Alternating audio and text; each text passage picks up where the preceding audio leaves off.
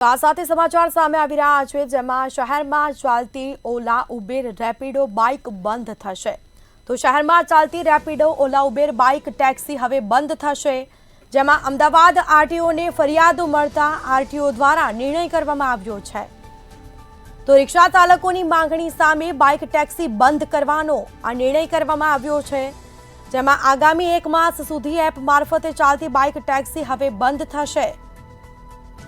તો 3 એપ કંપનીઓ પાસે 3 વ્હીલરનું આરટીઓનું એગ્રીગેટર લાયસન્સ છે। એક પણ કંપની પાસે 2 વ્હીલર ચલાવવા માટેનું આરટીઓ લાયસન્સ નથી, જેમાં મોટર વ્હીકલના કાયદામાં રહીને 3 કંપનીને નોટિસ મોકલવામાં આવી। કાયદા અને નિયમો અનુસાર કંપની અનુસરશે તો જ પ્રતિબંધ હટાવાશે તેવું જણાવ્યું છે। નોટિસોનો ખુલાસો નહીં કરે તો પ્રતિબંધ હટાવવામાં આવશે નહીં।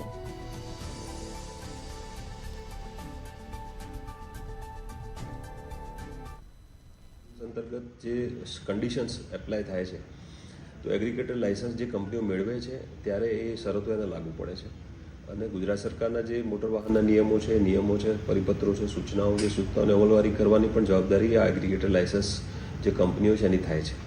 અમદાવાદની અંદર અત્યારે 3 કંપનીઓ કામ કરે છે, અમારી પાસેથી લાયસન્સ લીધું છે એવા છે ઓલા, ઉબેર અને રેપિડો કંપની છે। એમાં રેપિડો જે છે મોટાભાગે બાઇક ટેક્સી સર્વિસ ચલાવે છે અને એ લોકોને ગયા માર્ચ મહિનાની અંદર એમને 3 વ્હીલર ઓટો રિક્ષાનું લાયસન્સ અહીંયાથી મળેલું છે।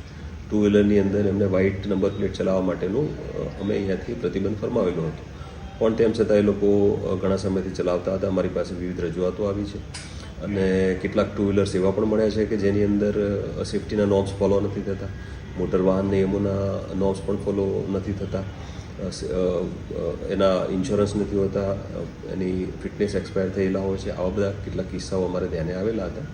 અમારી ટીમે એની પૂરતી તપાસ પણ કરી છે। તપાસ કર્યાના અંતે એ લોકોને અમે નોટિસ આપી હતી 15 દિવસની કે આ જોગવાઈનું પાલન કરો, અમલવારી કરી અને અમને એક બાંયધરી મોકલી આપો।